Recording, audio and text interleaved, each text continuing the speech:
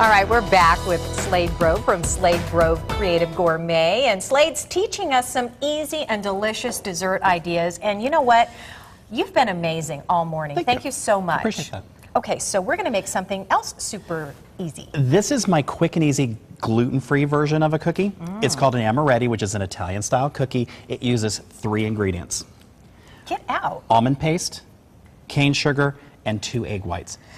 What is almond paste? Almond paste is a mixture of sugar and almonds that have been ground up into like a butter. Do you buy it You like do. that? You can buy it by the can. Okay. I get mine at Safeway. You can get it in the can at Safeway.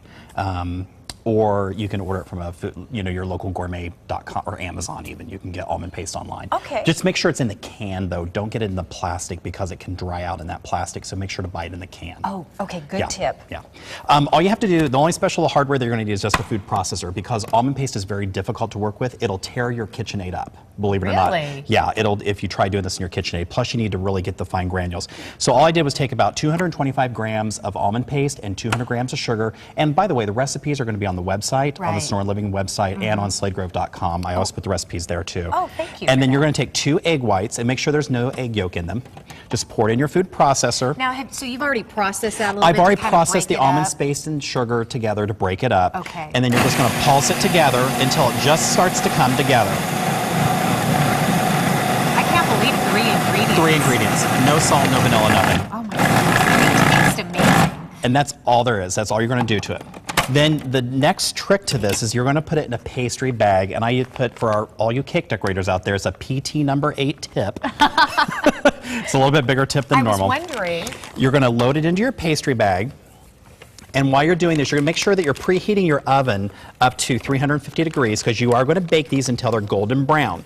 Now, one of the tricks to these is if you like a chewier cookie, you're not going to bake them as long.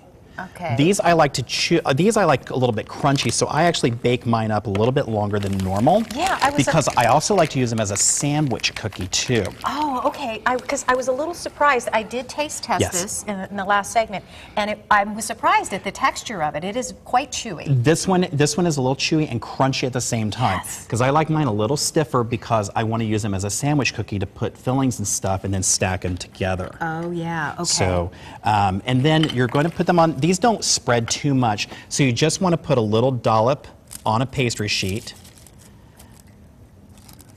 And the amount of the ingredients that you have will make about how many cookies, because they're not that big? You're going to make about 5 dozen or so. Okay, all right. And you're going to bake them till they're golden brown.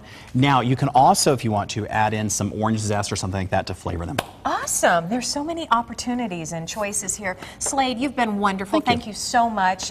More information, of course, about Slade and his products are on sonoraliving.com.